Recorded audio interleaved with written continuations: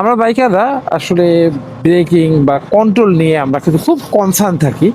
আমরা অনেক সময় দেখা যায় যে বাইক চালানোর সময় স্পিডটা যদি আমারটা বেশি থাকে, সেক্ষেত্রে আমরা যে করি হ্যান্ড ব্রেকটা সাথে মানে হার্ড ব্রেক করলে সেক্ষেত্রে আমার হ্যান্ড ব্রেকটা হার্ড করলে তাহলে তখন সেক্ষেত্রে আমার ডিস্কটা লক হয়ে যেতে পারে এবং ডিস্কটা লক হয়ে কিন্তু আমার বাইকটা ডিগবাজি খাওয়ার সম্ভাবনা থাকে। আবার একইভাবে যদি আপনি শুধু অনলি পা ব্রেকটা যদি জোরে হার্ড ব্রেক করেন সেক্ষেত্রে কিন্তু আপনার পিছনের চাকাটা স্কিড করতে পারে। সেক্ষেত্রে আমরা একটা সহজ সমাধান আছে। সেক্ষেত্রে আমরা বামে মানে পা ব্রেকটা আমরা 30% এবং হ্যান্ড ব্রেকটা 70% ধরবো।